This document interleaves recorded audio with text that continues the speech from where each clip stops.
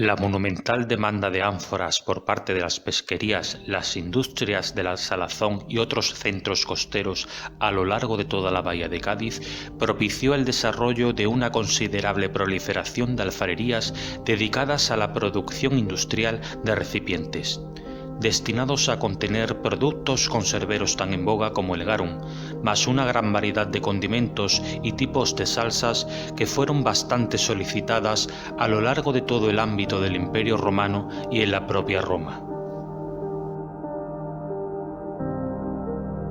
Se trata de una industria heredada que Roma desde un primer momento supo aprovechar y explotar. Estas figilinae o talleres cerámicos fueron concentrándose en gran parte de la bahía de Cádiz y en mayor medida en el territorio que actualmente comprende el municipio gaditano de Puerto Real. Se establecen en la zona por la existencia de magníficos y abundantes recursos plásticos y a su viable comunicación por todo el Ager gaditano, tanto por vía terrestre como marítima. El transporte marítimo para estos contenedores fue de vital importancia, siendo diseñados morfológicamente tanto para los productos a contener como para su fácil transporte por mar en navíos. Las ánforas, además de ser un contenedor, eran también una unidad de medida romana y con las que se comercializaba todo tipo de productos, fueran terrestres o marinos. Estos talleres cerámicos se encuentran a menos de 1,5 kilómetros de la costa, en un entorno rico en recursos naturales, el barro como elemento principal, fuentes de agua y otros materiales precisos para la elaboración de las arcillas, como el yeso y la cal.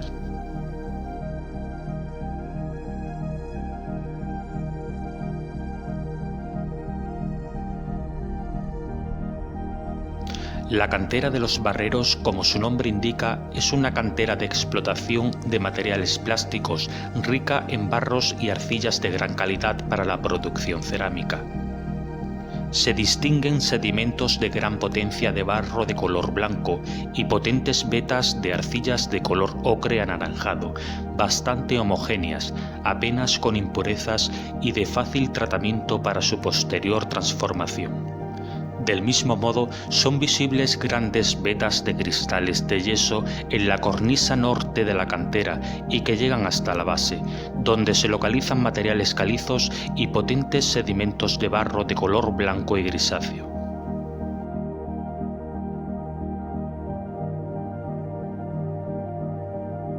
A principios del siglo XX, la fábrica de ladrillos Lavalle tenía 5 hectáreas en explotación y transformó la fisonomía del lugar a tal y como la vemos hoy.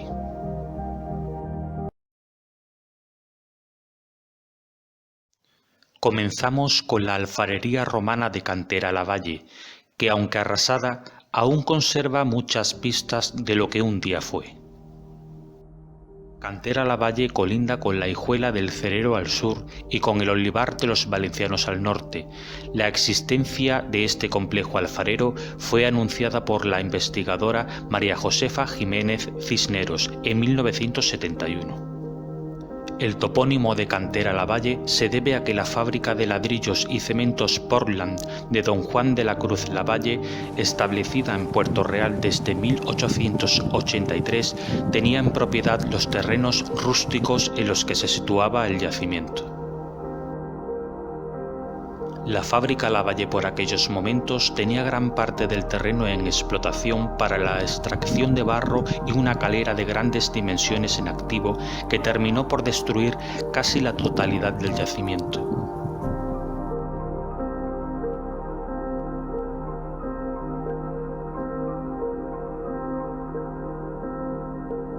Aún son visibles los socavones y angosturas de extracción de barro y cal, que han transformado el lugar en un paisaje de pequeñas lomas y hondonadas.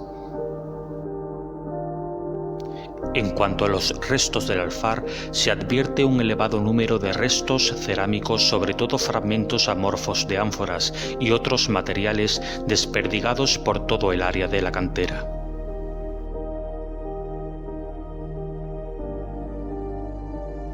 Muchos de estos fragmentos pertenecen a ánforas salsarias de distintas tipologías, de entre las que se incluyen los tipos que aparecieron en el cargamento del Pecio Pou Ferrer. Y quién sabe si las ánforas que almacenaba este pecio romano rumbo a Roma pudieron ser modeladas aquí en tiempos de Nerón.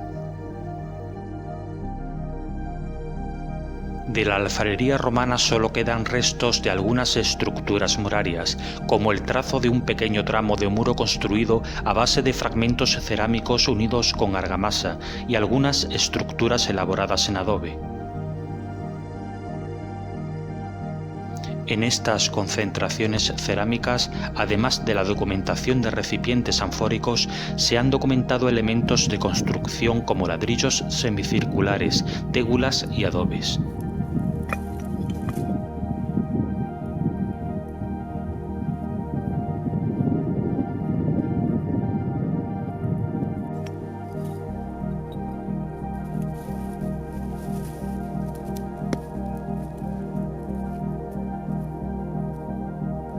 Curiosamente, en todo este despliegue de materiales también han aparecido fragmentos de terracotas arquitectónicas, como el caso de una antefija con decoración vegetal similar a una palmeta con un remate apuntado en forma de hoja y dos lóbulos enroscados a modo de voluta, y que tal vez representara el tocado de alguna divinidad romana. En este mismo contexto aparece también otro fragmento de antefija con una ornamentación bastante singular, ya que parece representar el rostro del dios romano Baco, ataviado con una hoja de vid con tallo y un pequeño racimo de uvas a modo de corona vegetal. La hoja de vid reposa sobre la frente y el racimo sobre el cabello. El ojo aparece abierto con mirada al frente, con representación del iris y la pupila, y se intuye el cabello sobre la frente. Tal vez hubiera cierta predilección por la representación de esta divinidad, aunque más bien parece ajustarse a los gustos y modas del momento. Un buen ejemplo lo podemos encontrar en el espectacular mosaico dedicado a Baco, que se situaba en la sala central de la villa romana que apareció junto al barrio de Jarana en Puerto Real.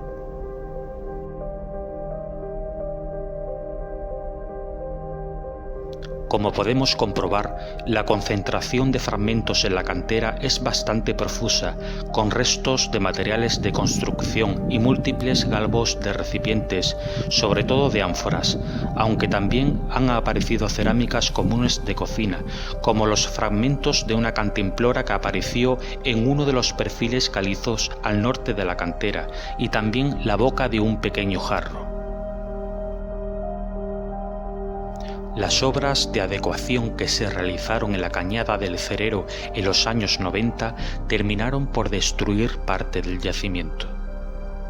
La maquinaria usada puso al descubierto gran parte de los testares del Alfar, mientras que por la zona de la hijuela del Cerero hizo aflorar restos muy fragmentados de distintos vasos de vajilla de mesa de terra sigillata hispánica del siglo I después de nuestra era.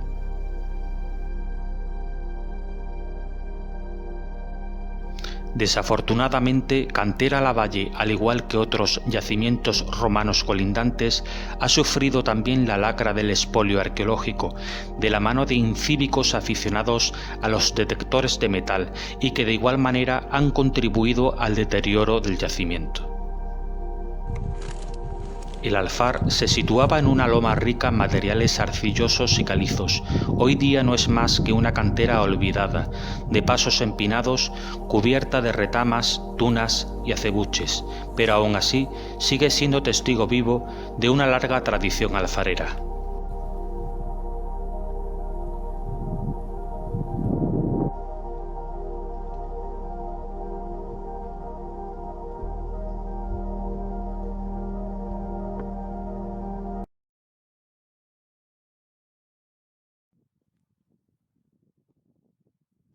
El yacimiento de Casines se localiza al margen derecho del Camino de los Barreros, en una prominencia del terreno sobre la que actualmente se asienta un pequeño caserío medio derruido, cuya cimentación está compuesta por materiales cerámicos de época romana, fundamentalmente galvos de ánforas y otros restos cerámicos.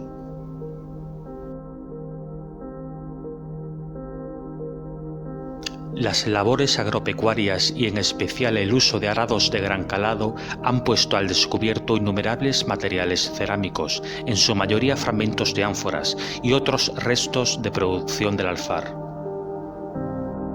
A escasos metros de las ruinas se localizan amplios testares que se nos presentan a modo de montículos y pequeñas lomas de gran potencia arqueológica.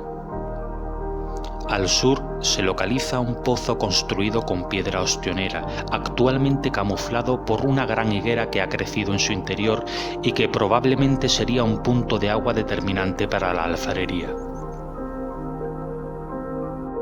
El campo de extensión del yacimiento es fácilmente identificable por la alta densidad de materiales cerámicos, galvos, asas, pivotes, fragmentos de panza y cuello de ánforas son los más numerosos. Del mismo modo también aparecen materiales de cocina, como restos de ollas, morteros, tapaderas, pesas y abundantes restos de materiales de construcción, como tégulas, ímbrices y restos de fallos de cocción desperdigados por todo el área del yacimiento. En esta imagen podemos observar tégulas o tejas planas e ímbrices o tejas curvas, dispuestas intencionalmente a modo de ejemplo de tejado romano en las propias ruinas del caserío de Casines. La existencia de una depresión de tendencia circular en el terreno delataría la presencia de varias estructuras alfareras en el subsuelo. Como acabamos de decir, las actividades agrícolas que se desarrollan en el área del yacimiento ponen en riesgo numerosos vestigios arqueológicos que afloran continuamente a la superficie.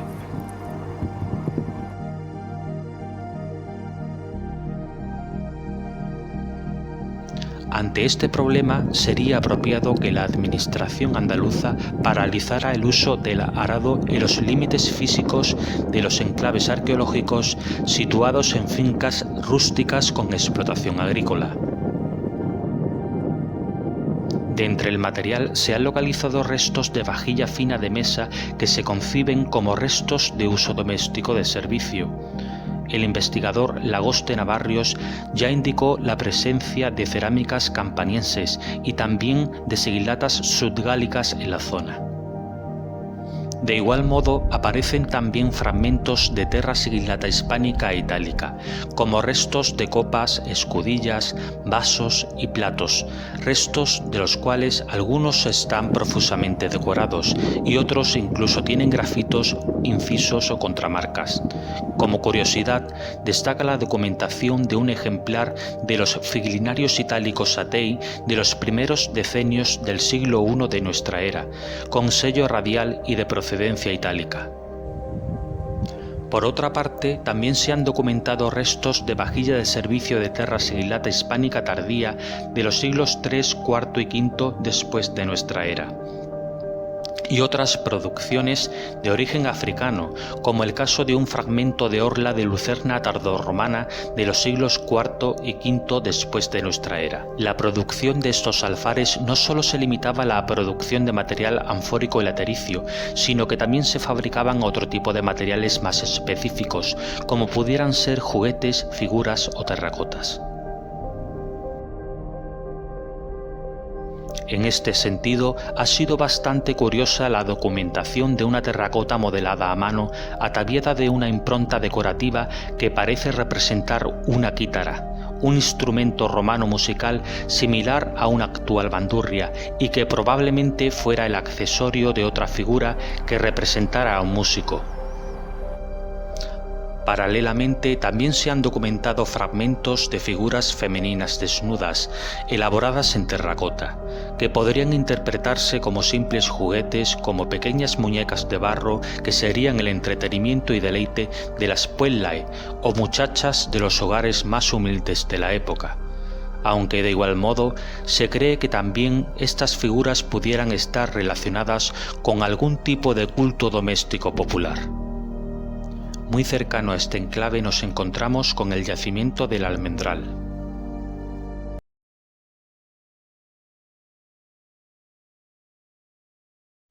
El yacimiento del Almendral comparte zona con los restos romanos del Cerro de Ceuta, en las inmediaciones de las canteras de los Barreros, próximo a los alfares de Casines.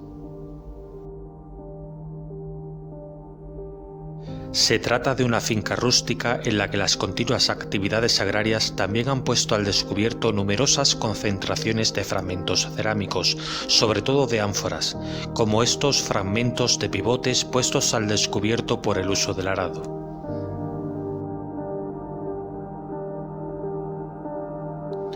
Como podemos comprobar, los testares son bastante numerosos y concentran un gran número de fragmentos cerámicos por una gran extensión del perímetro de la finca. Aparecen todo tipo de materiales, fragmentos de borde de ánforas, material de cocina y elementos de construcción desperdigados por todo el área del yacimiento. Estas grandes concentraciones cerámicas se corresponden con los vertederos del propio alfar.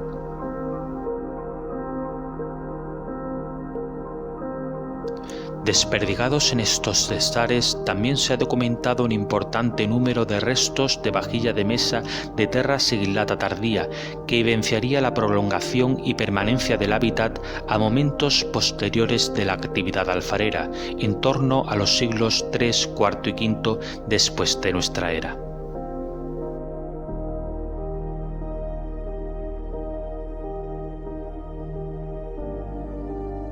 Del mismo modo también es destacable la presencia de grandes concentraciones cerámicas con gran volumen de material en una pinaleta colindante a la finca conocida como la Pinaleta de Derqui, en las que se han podido identificar sobre todo ejemplares de los tipos anfóricos Beltrán 2A y 2B. Los restos pueden observarse a simple vista, en superficie, siendo bastante numerosos galvos de ánforas robustas, bordes, asas y pivotes. La aglomeración de materiales tiene un importante volumen y muy probablemente formará parte de un vertedero del alfar. Entre los materiales aparecen también restos muy fragmentados de tégulas.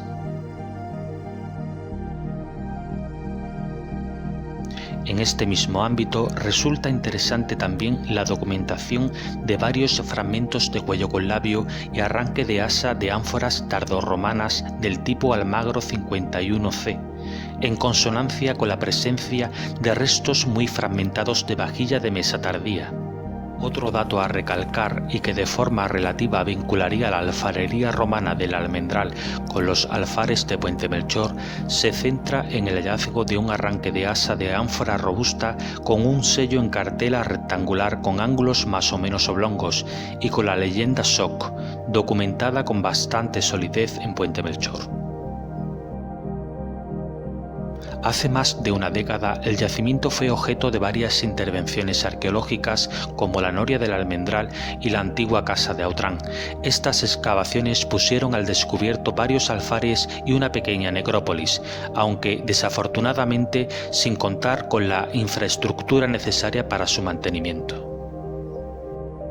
Puede decirse que fue una actuación en detrimento del estado de otros yacimientos que sí precisaban con premura una intervención preventiva de consolidación, como el caso de El Olivar de los Valencianos o Puente Melchor, actualmente en unas condiciones más que deplorables.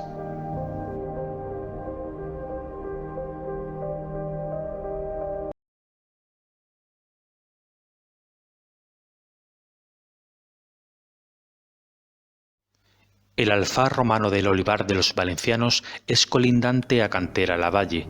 Se trata de un complejo alfarero que fue objeto de 3 intervenciones arqueológicas, aunque de forma parcial y por diferentes equipos.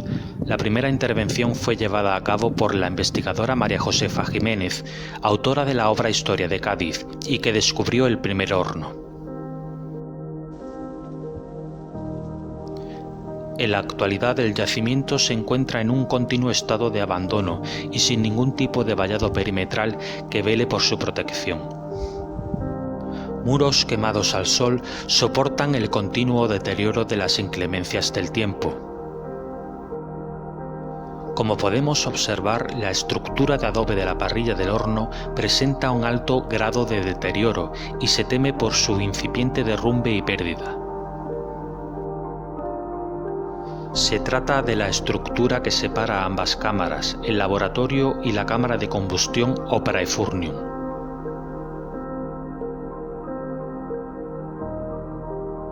Está constituida por 32 arquillos que dan lugar a un entramado sustentante y que reposa sobre un único pilar central constituido por los desechos cerámicos del propio alfar.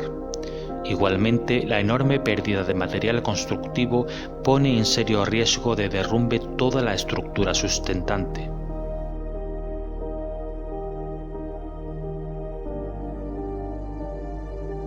La estructura del horno es de planta circular con un diámetro aproximado de 6 metros de longitud. Se construyó embutido en la tierra como aislamiento para resguardar el calor. Sus paredes están constituidas por testae o fragmentos de ánforas dispuestos de forma horizontal y unidos con argamasa. El pasillo corredor de acceso al laboratorio, donde se carga la hornada, está conformado por muros que se abren a medida que nos alejamos de la puerta de acceso y que luego se prolonga en 2 tramos constituidos por mampuestos, sillares de piedra ostionera, pequeñas piedras y ripios. La puerta de acceso al laboratorio está constituida por ladrillos de medio segmento y desechos cerámicos soldados unos con otros con argamasa. Por ella accedían los artesanos para la colocación de la hornada sobre la parrilla. Sobre las paredes del horno y la parrilla se pueden apreciar goterones de arcilla de tono verdoso, totalmente vitrificados por las altas temperaturas de las continuas cocciones.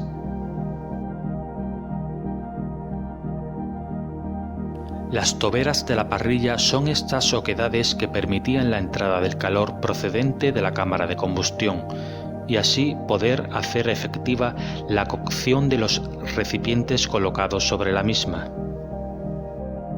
Ocasionalmente había hornadas que salían mal y se producían fallos de cocción, dando lugar a una multitud de desechos y restos cerámicos que eran continuamente aprovechados como material de construcción y de reparación de las propias estructuras del alfar. La cámara de combustión está conformada por un pequeño y estrecho pasillo abovedado de poco recorrido, por donde se accedía para alimentar el fuego. Como podemos comprobar, su estado de conservación es cada vez más deplorable y también se teme por su derrumbe. Dentro de la cámara de combustión aún se localizan diversos materiales cerámicos, como fragmentos de tégulas, asas, bordes y también restos de adobes caídos procedentes de la estructura de la parrilla, cada vez en peor estado y con mayor pérdida de material. Como sucede en otros yacimientos de la zona, la remoción de tierras por el efecto de gradas y arados ha dado lugar a la afloración de una considerable cantidad de materiales cerámicos, como por ejemplo múltiples restos de vajilla de mesa de terra sigillata hispánica, sudgálica, itálica y campaniense.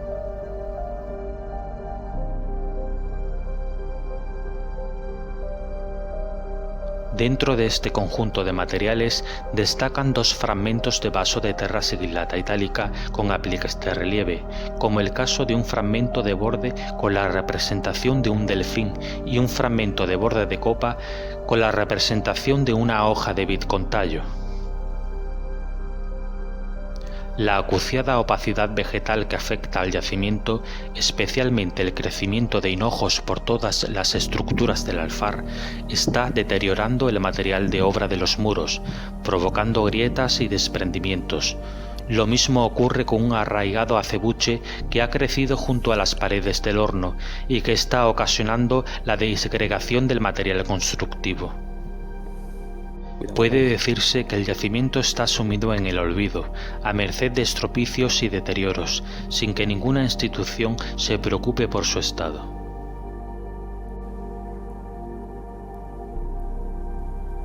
Las condiciones de conservación del enclave son nefastas y sería urgente y necesario proceder a su pronta consolidación y cubrición para velar por su futura conservación.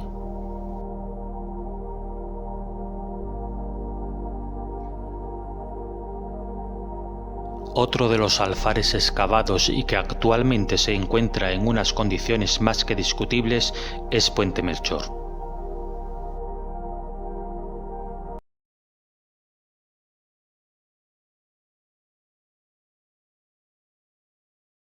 El alfar romano de Puente Melchor se sitúa en la carretera nacional cuarta, en las inmediaciones del Manchón de Mora, también conocido como Paso a Nivel o de Torrecillas. El término alude a una serie de registros de agua en forma de torrecillas pertenecientes al acueducto del siglo XVIII que por aquel entonces surtía de agua potable a la población de Puerto Real. Actualmente se conoce con el topónimo de Puente Melchor en alusión al antiguo puente que salvaba la carretera del cruce de la vía férrea y que se encontraba frente a la venta Melchor aún en pie, mientras que el puente finalmente fue demolido en 2006 por las obras de ensanche del tramo de vía férrea. Ya en 1946 se puso al descubierto una escombrera de abundantísimo material cerámico romano, pero no fue hasta 1994 y 1996 cuando se acometen las primeras intervenciones de carácter urgente con motivo del desdoble de la Nacional Cuarta bajo la dirección de la arqueóloga María Luisa Lavado Florido. Durante esta intervención se puso al descubierto un gran complejo alfarero de considerables dimensiones, en el que se documentaron 3 hornos de producción anfórica, con hasta 21 tipologías diferentes, más la producción de cerámica común de cocina y material de construcción. Se probó también la presencia de un horno colmatado por escorias de fundición de vidrio, una batería de 2 hornos gemelos y varias estancias de trabajo de la propia alfarería, donde incluso se hallaron los negativos del torno de alfarero, piletas, cisternas y distintas canalizaciones de agua. En 2003 se localizó una necrópolis con 21 enterramientos, con una cronología de entre la primera mitad del siglo I y la primera mitad del siglo IV después de nuestra era. Junto a ella reaparecieron los tramos subterráneos del acueducto del siglo XVIII en un perfecto estado de conservación, mientras que las estructuras emergentes que aún quedan de él están en un estado lamentable, cubiertos de tunares en descomposición, con abundantes deterioros de obra y rodeados de escombros y basuras que otorgan una vergonzosa imagen de total abandono y dejadez.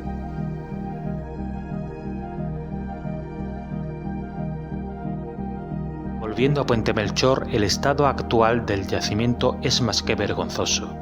Tras las obras realizadas por la vía férrea a la Nacional Cuarta, una parte de las estructuras del complejo quedaron encajonadas en una estructura de hormigón bajo un puente en continua circulación. Así aparecía uno de los hornos ante los ojos de los arqueólogos en las excavaciones de urgencia de 1996, con un grado de conservación más que admirable, prácticamente increíble. En cambio, hoy en día no queda ni un retazo de lo que fue. El deterioro de las estructuras es alarmante. La pasividad y la despreocupación, unida a una ausencia total de cualquier tipo de medida de amparo, son el patético reflejo de la situación actual de este yacimiento. En esta imagen del horno romano tomada en 2007 podemos observar una gran fisura longitudinal a la entrada que da acceso al laboratorio.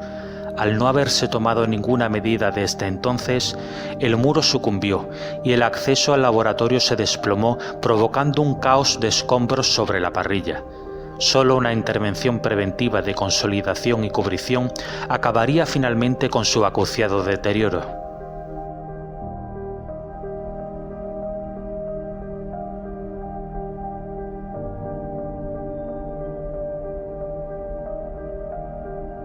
Las continuas filtraciones de agua adyacentes han afectado gravemente las estructuras arqueológicas, provocando derrumbes, grietas, oquedades, desprendimientos, pérdida de material constructivo y el consiguiente deterioro de todo lo emergente.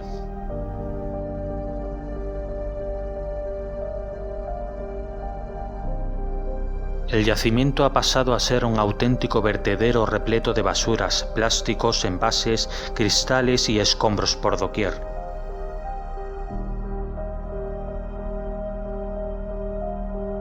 La parrilla del horno resiste grandes destrozos como el taponamiento de las toberas con escombros y el vertido de todo tipo de basuras, restos de muebles, maderas y desechos.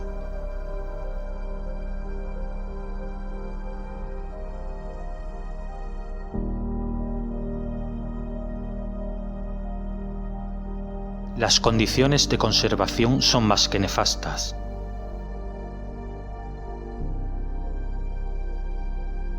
La estructura metálica que en un principio se había colocado como precaria medida de protección, a día de hoy no es más que el mero reflejo de la vergonzosa y desastrosa situación de este yacimiento. La conservación y puesta en valor del patrimonio arqueológico puede significar una importante fuente de beneficios directos para la ciudad, pero como podemos observar, brillan por su ausencia. En las últimas décadas han desaparecido yacimientos de relevante valor arqueológico, como los alfares de Torrealta o Villanueva, y no resulta nada escabroso que de nuevo vuelva a ocurrir lo mismo.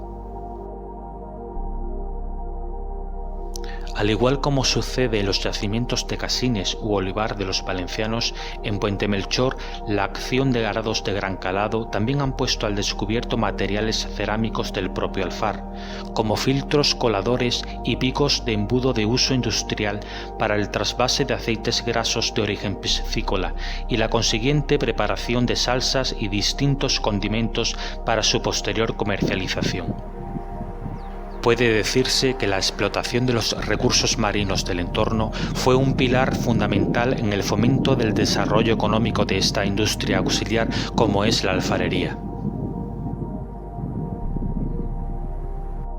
En ambientes de producción alfarera aparecen también elementos intrínsecamente relacionados con las actividades de pesca, como el hallazgo de un anzuelo recto de considerables dimensiones en Casines, la evidencia de pesas cerámicas de red de pesca o también pequeñas láminas de plomo enrolladas que de igual manera cumplen su función como pesas en otros aparejos de pesca.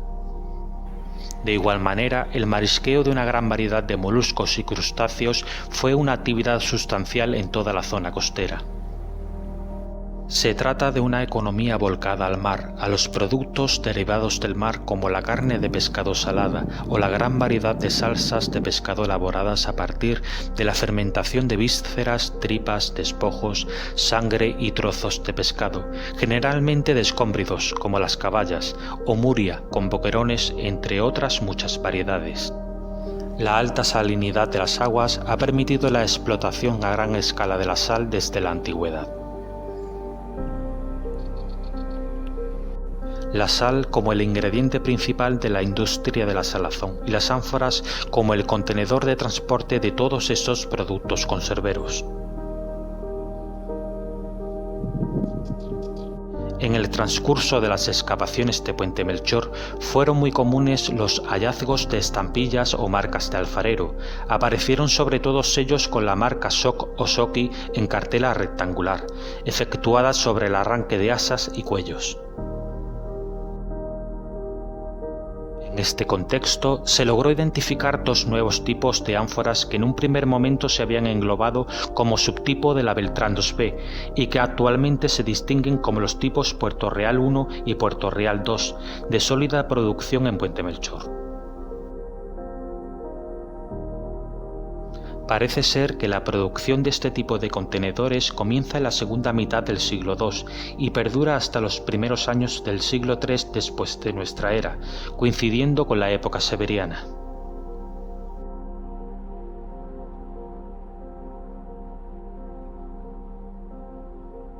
La frecuente producción de ánforas estampilladas con la marca SOC dio a pensar que estas Figlinae respondieran a la demanda de una especie de sociedad de productores y comerciantes, dedicados a la venta de productos derivados de la industria de la salazón y, como no, a la industria alfarera auxiliar, aunque no hay datos suficientes como para confirmarlo. Lo que sí podemos afirmar es que tanto la industria de la salazón como la alfarera fue un próspero negocio para la élite gaditana. Un buen ejemplo de este poderío económico lo tenemos en la lujosa villa romana aparecida junto a la vía férrea a la altura del barrio Jarana en Puerto Real. Restos de copas, cuencos, platos y otros tipos de vasos se esparcen por los aledaños del yacimiento, sobre todo fragmentos de terra sigillata, algunos incluso con contramarcas y grafitos incisos.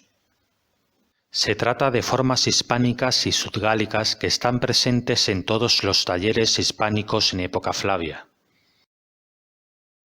De la misma manera también se han documentado restos de terra sigillata tardía, sobre todo bordes de cuencos, galvos y un fragmento de base con decoración estampillada de los siglos IV y V después de nuestra era.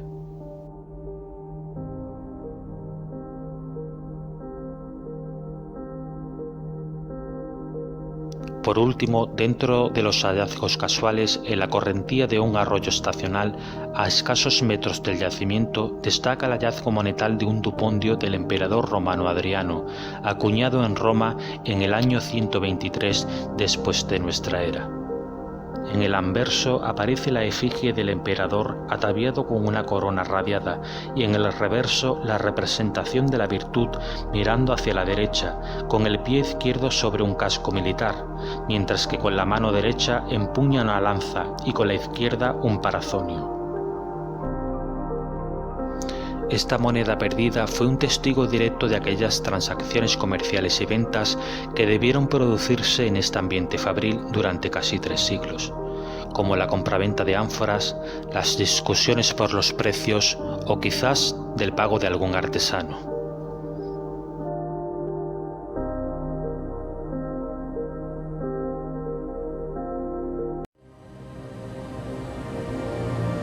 Estos alfares romanos son una herencia, un regalo de la arqueología que ha sido devuelto, gracias a la ineficacia de técnicos que no trabajan y funcionarios que no funcionan. Un patrimonio menospreciado, abandonado, maltratado y que desgraciadamente sigue en ese permanente bucle entre la desidia y el olvido.